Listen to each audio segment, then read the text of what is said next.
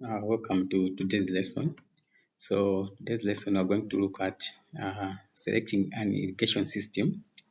This is a topic from 2, and you are with me, Andrew Cobby. So let's now look at the factors that influence the frequency and time of irrigation. So how often crops should be irrigated, and also the duration of water application will depend on the number of factors. So some of these factors include type of soil. So soil with free drainage, such as sand soil, tend to lose water fast through seepage. Such soils require to be irrigated more frequently compared to soils with low drainage, such as clay soils. So the other soils, talk of sand soils. If you compare sand soils and clay soil, you find that sand soil it loses water uh, frequently through seepage. So this kind of soil, it requires to be irrigated frequently as compared to clay soil. Why? Because clay soil, it holds water for a long period of time. Another factor is the type of crop. So some crops require more water than others. Thus, they should be irrigated more frequently and for longer duration. So there are some crops, for example, talk of rice, they require a lot of water, and because of that, it means they have to be irrigated frequently and for a longer period of time, and also have weather conditions. So during hot and dry weather, the rate of evaporation as well as transpiration is high. Thus, crops and the soil tend to lose water faster. So this calls for more irrigation water than when it is cool. So when it is dry, when it's sunny, and that the crops they lose water through transpiration and also through evaporation. So this one, because of this, it will require frequent irrigation so that uh, the crops should not dry. Then I've got the moisture content of the soil. So if an area has recently received rainfall, the soil is still having some moisture and one is to irrigate, only a small amount of irrigation water will be required. So if let's say an area has received rainfall recently, it means that soil it is still holding some water. Therefore, that soil cannot be irrigated frequently because it is still having the moisture. So there cannot be frequent irrigation. Presence of mulch is also another factor. So mulching conserves moisture by reducing its rate of evaporation. So if the soil has been mulched, it means the rate of evaporation is reduced. Therefore, that kind of soil cannot be irrigated frequently. So stage of plant growth also affect the time and frequency of irrigation. So some crops require more water in certain stage of their growth than other stages. So we find that the same crop will require different amount of water in certain stages of its development. For example, the same maize will require more water during silking and filling stage of its growth. So during silking and filling stage, it means the maize require frequent irrigation as compared to other stages. So let's now go to how to irrigate vegetables in a school garden. So I've got steps on how to irrigate vegetables in a school garden. So let's go to first step. So first step is to decide on the methods of irrigation to use. So you have to decide on which method of irrigation you want to use. This may be influenced mainly by type of crop to be irrigated. So type of crop will influence the method of irrigation you want to use. For example, sprinkler irrigation is not appropriate for crops like tomato. Why? Um, because tomato is susceptible to fungal diseases. Okay, so sprinkler irrigation, it comes in contact with the fruits as well as the leaves, which may end up causing the fungal diseases. So sprinkler irrigation is not appropriate for tomato. And talk of available capital also affect the type of irrigation to use. So some methods are expensive than others. So use of hosepipe and watering cans are the cheapest. So you have to choose the type based on the available capital. Then we've got skills available. So drip irrigation requires specialized skills than surface irrigation. Therefore, you have to consider the availability, the skills which are available. Let's go to step number 2. Step number 2 is to gather the required equipment such as hosepipe, watering can, and sprinkler. Step number 3, you have to irrigate the crops as follows.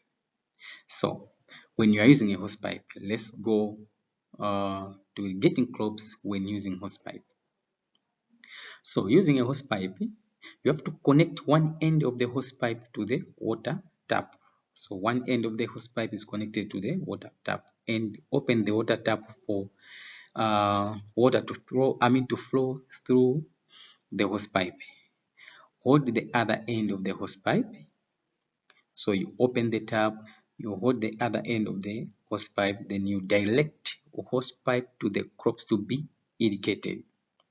Then you have to create pressure by partially blocking the opening of the hosepipe for water to reach the crops that are some distance away. So by partially blocking the opening of the hosepipe, it means you are increasing the pressure so that water should reach the crops that are at a far distance.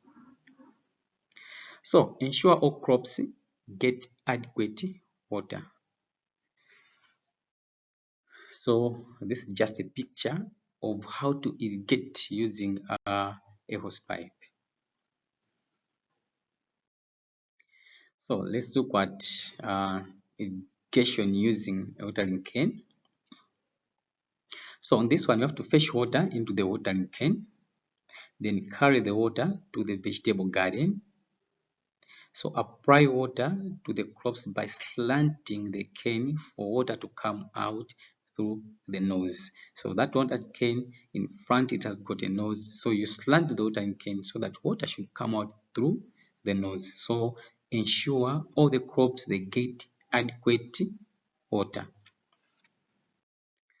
So this is just a picture for you to appreciate how irrigation using watering cane is done. You can see that the watering cane, there's something of watering cane and the water is coming out through the nose. So let's go to irrigation using the hose pipe and the sprinkler. So you have to connect one end of the hose pipe to a tap water, then connect a sprinkler to the other end of the hose pipe. So one end is connected to the tap and the other end you connect a sprinkler. So you have to press the sprinkler in an appropriate position in the garden. So you press the sprinkler in the position that is appropriate inside your garden. Then open the tap for water to flow through the pipe and out through the sprinkler. Then you have to check that the crops have received adequate water. Then you have to shift the sprinkler to another location so as to water other crops. So after finishing one place, you shift the sprinkler to another place so that other crops also receives the same amount of water. So the position of the sprinkler should be in such a way that the circular The circular areas irrigated should overlap to ensure that no crop is left unwatered.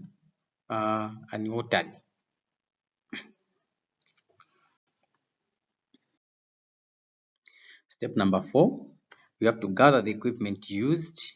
You have to clean the equipment, then store them properly.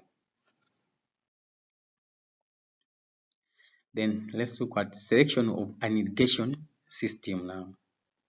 So there are several irrigation systems a farmer can choose from. So the choice of such irrigation system is influenced by several factors. So the first factor is topography. So before choosing an irrigation system, you have to consider the topography of the area and source of water also, talk of type of crop to be grown, value of the crop, capital available, type of soil, as well as technical know-how. So let's look at the first one, which is topography. So as you know that surface irrigation requires relatively flat area where water can flow slowly with little or no soil uh, erosion. So if you are to choose surface irrigation, you have to make sure that the place is uh, relatively flat so that water can be flowing slowly so that it cannot cause soil erosion. So pipe irrigation can be practiced in any topography as there is no risk of erosion. So pipe irrigation cannot cause soil erosion. So it can be practiced in any topography. This is because water flows through the pipes, so it cannot cause soil erosion. Then about source of water. Source of water also affect the type of irrigation to be used. So surface irrigation requires large water sources such as river, dam, freshwater lakes, since it requires large amount of water. So when you are using surface irrigation, you need a large amount of water, since this is because most of the water is lost through evaporation as well as seepage. So pipe irrigation are more water economical, and thus uh, water streams may be adequate. So pipe irrigation, talk of drip irrigation, they use water economically. So even stream is adequate for pipe irrigation. So let's now look at type of crops to be grown. So if you are to grow rice, rice can only be grown under flood irrigation. This is because it requires that the field remains covered with water. So rice requires a lot of water, and it needs that the field should be covered with water. Therefore, if you are to grow rice, you have to use flood irrigation. So for crops that are highly susceptible to fungal diseases, overhead irrigation should not be used, because overhead irrigation increases the incidence of fungal disease, because fungal disease comes because of the contact of water with the leaves. So we have to avoid overhead irrigation to the crops which are highly susceptible to fungal diseases. The other factor is value of the crops. So some systems of irrigation are expensive to install. For example, talk of drip irrigation. Therefore, the farmer should only choose drip irrigation in case the crop to be grown have a very high profit margins. So you know that some systems talk of drip irrigation, we talk of overhead irrigation, they require a lot of capital to install. Therefore, you have to use this kind of irrigation to the crops that have high value, or they can give a lot of profits, so that you should not make losses. So it would be uneconomical to grow maize under drip irrigation. So high value vegetable, however, can be grown under drip irrigation. So let's now look at another factor, which is capital. So surface irrigation is cheap. In other words, it is not expensive to establish as compared to piped irrigation. Therefore, if a farmer is having little capital, you have to go for surface irrigation as compared to piped irrigation. So soil type is another factor. So water holding capacity of the soil and drainage influences the system of irrigation, or it affects the choice of irrigation system a farmer is to practice. So surface irrigation, it requires soils with poor drainage and high water holding capacity. So the soil uh, it needs to have high water holding capacity. Otherwise, out of water uh, will be lost through infiltration. Okay, so if the soil can lose water easily, it means you cannot use surface irrigation because a lot of water will be lost to infiltration. Therefore, piped irrigation can be practiced on any soil type because the water flows through the pipes. It does not flow on the soils. Therefore, you can use the piped irrigation. Then we've got technical know-how as another factor. So the skills required and technical advancements also influence the system of irrigation to be used.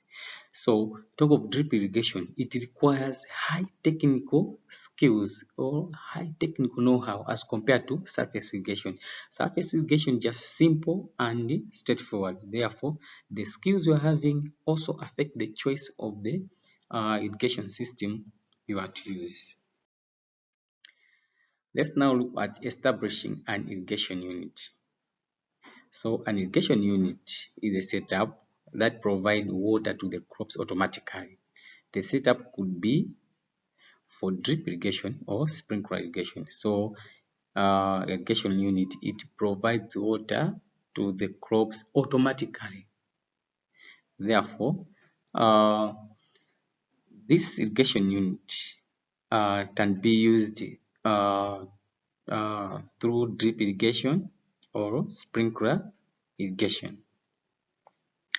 So let's look at the requirements of uh, an irrigation unit. So the first one is you need to have a timer that could be battery operated. So you have a timer that is battery operated. You need to have a pressure regulator, okay? The one which is able to regulate the pressure of water. So it is known as pressure regulator. Then you need to have garden hose of appropriate length. So the hose should be of appropriate length according to the farm. Then you have hose thread adapters. So these are just the connectors of pipes. So you also have, you also need to have these hose thread adapters. Then you need to have main drip lines, a 1/4 inch plastic tubing. Then we've got assortment of connector. We've got T-shaped, L-shaped connectors and below joints. Then we've got emitter line. Then we've got plastic B tubing. Then we've got emitters. The last one is tape measure. These are the requirements which are needed when you want to set up an irrigation unit. So let's look at the procedure now. So we have to determine the water source. First, determine the water source. It's either a tank or an outdoor faucet. So you have to lay the main drip line and the emitter line under the sun. So the reason of laying the drip line and the emitter line under the sun is to soften the plastic so that it is easy to work with. So if the plastic is hard, it cannot be easy to work with. But after being softened, it will be very easy to work with. So that's why you have to lay these pipes under the sun. Then you have to fix the emitters or nozzles at appropriate interval. So this one will depend on the spacing of the crops which you are to irrigate. Then you have to, you need to have emitter lines for all the crops. All the crop rows in the field. You need to have emitter lines for all the crops in the field. Then you have to cut the main line with a pair of scissors and push the end into the T-shaped connector. So there is a connector. On top of connector, it connects one pipe and the other. So there is T-shape and there is L-shape. According to these names are based on the shape of those connectors. Then you have to connect each emitter line to a T-shaped connector already fitted to the main line. So T-shaped connector is fitted to the main line. Then the other two parts of that T-shaped connector, you have to connect the emitter lines. Then connect the timer to the tap of the water tank, followed by hose thread adapter, garden hose and other hose thread adapters. Then connect the main drip irrigation line to the final hose thread adapter. Then you have to set time on manual and then set it on. Turn on the tap. So you set the time on manual and then set it on. Turn on the tap.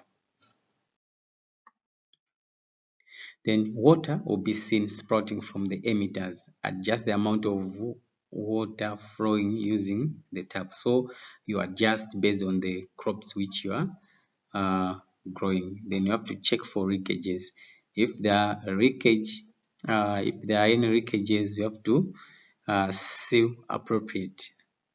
Then you have to set the time duration for watering the type of crop to be irrigated, and also the amount of moisture already in the soil.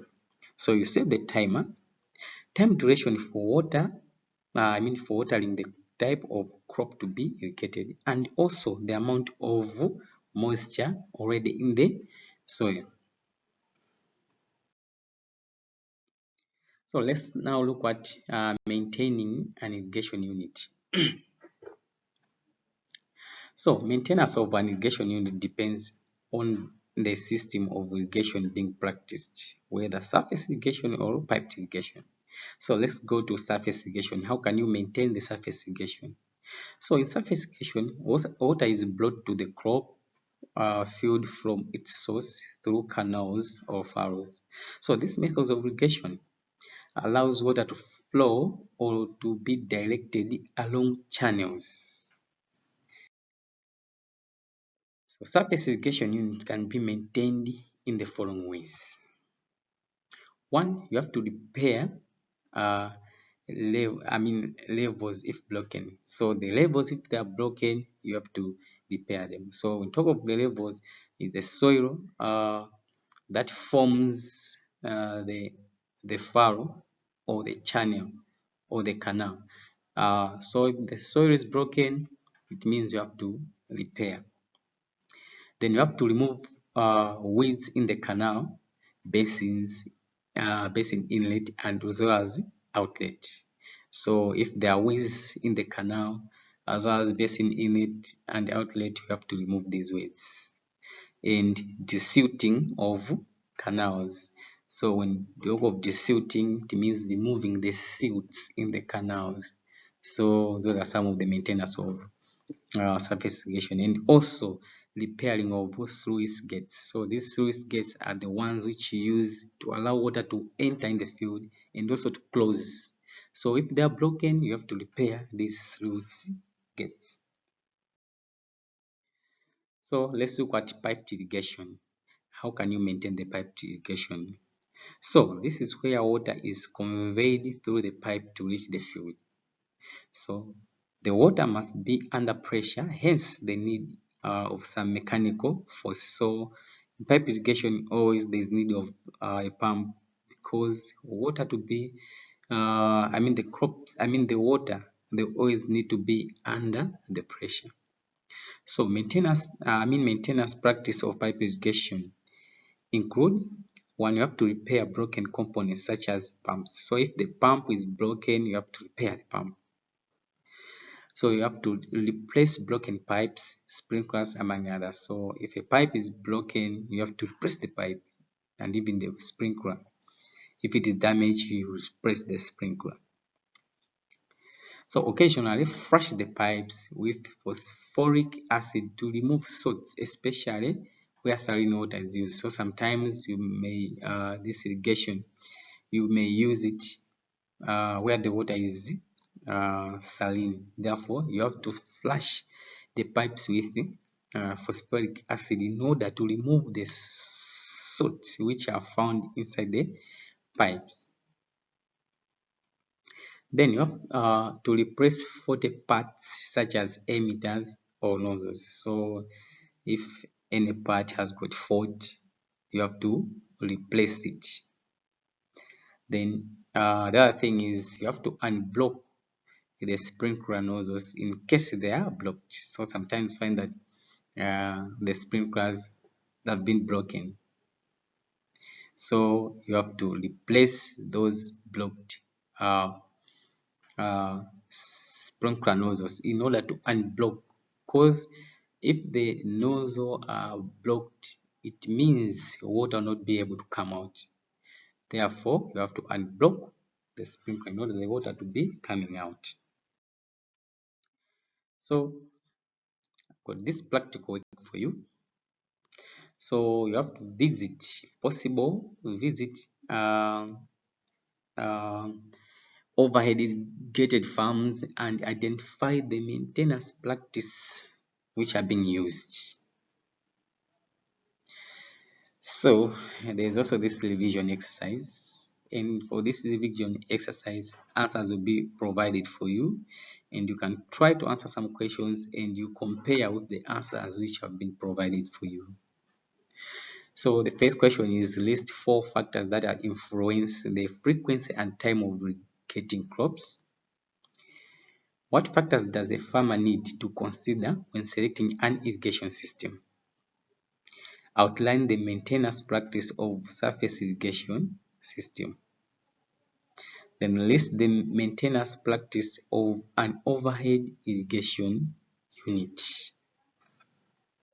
So thank you so much for watching this video. So if you have got any question, that's our WhatsApp number and that's also our email. Thank you so much. See you in the next video.